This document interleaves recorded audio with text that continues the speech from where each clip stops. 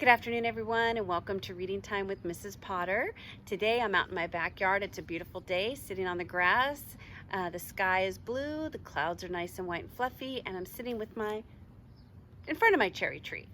All right, and to help celebrate Earth Day, I'm going to be reading to you one of my favorite stories called One Plastic Bag. It is nonfiction, and you can find it on Sora, so check it out on Sora.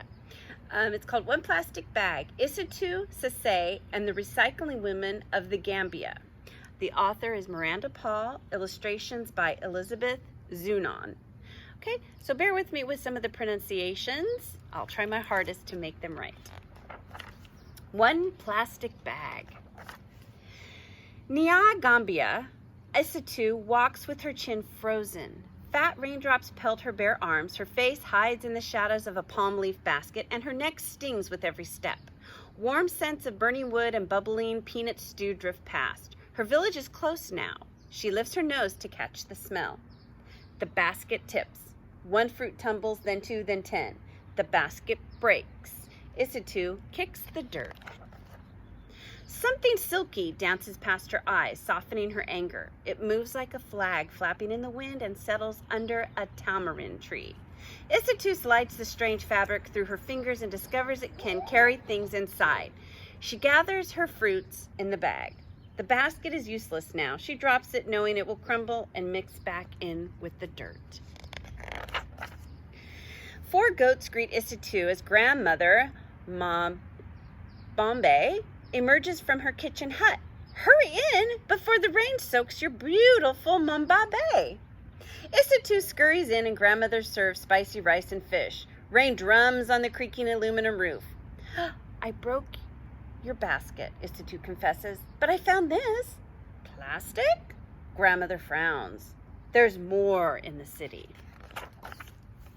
Day after day, Isatou watches neighbors tote their things in bright blue or black plastic bags. Children slurp water from tiny holes poked in clear bags. Market trays fill with minties wrapped in rainbows of plastic.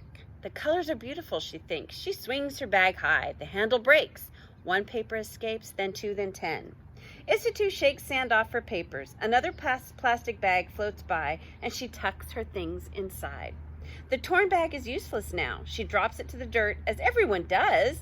There's nowhere else to put it. Day after day, the bag she dropped is still there. 1 plastic bag becomes 2, then 10, then 100. Plastic isn't beautiful anymore, she thinks. Her feet step down a cleaner path, and the thought floats away. Years pass, and Isatou grows into a woman. She barely notices the ugliness growing around her, until the ugliness finds its way to her. Isatou hears a goat crying and hurries toward grandmother's house. Why is it tied up? Where are the other goats? Inside, the butcher is speaking low. Many goats have been eating these, he says. The bags twist around their insides and the animals cannot survive. Now 3 of your goats and so many other goats in the village have died. Grandmother's powerful shoulders sag. Isatou must be strong and do something. But what? Isatou's feet lead her to the old ugly road. A pile of garbage stands as wide as grandmother's cooking hut. Mosquitoes swarm near dirty pools of water alongside the pile. Smoke from burning plastic bags sting her nose. Her feet back away. Goats scamper past. They forage through the trash for food. Her feet stop. She knows too much to ignore it now. Holding her breath, she plucks 1 plastic bag from the pile, then 2, then 10, then 100. What can we do? Isatou asks her friends. Let's wash them, says Fatim, pulling out Omo soap. Maram grabs a bucket and Inca fetches water from the well. Peggy finds clothespins and they clip the washed bags on the line. As the bags dry, Isatou watches her sister crochet. Can you teach me? Yes, her sister shows Isatou the stitches, then hands her a metal tool.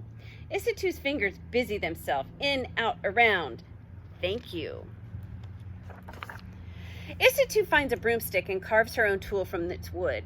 What's that for? Fatim asks. Isatou pauses. She and Peggy have an idea, but will their friends think it's crazy? Will the idea even work? Nervously, she explains the plan.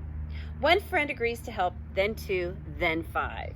The women cut bags into strips and roll them into spools of plastic thread. Before long, they teach themselves how to crochet with this thread. Grandma, how is the work going? Asked Grandmother. Slow. Some people in the village laugh at us. Others call us dirty, but I believe what we are doing is good, says Isitu. The women crochet by candlelight away from those who mock them. Until a morning comes when they will no longer work in secret.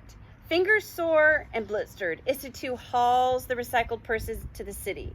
One person laughs at her, then 2, then 10. Then one woman lays coins on the table. She chooses a purse and shows it to one friend, then 2, then 10. Soon everyone wants one. Isitu fills her own purse with dalasi. She zips it shut and rides home to tell Grandmother she has made enough to buy a new goat. When she passes by the pile of rubbish, she smiles because it is smaller now. She tells herself one day it will be gone and my home will be beautiful. And one day, it was. The end.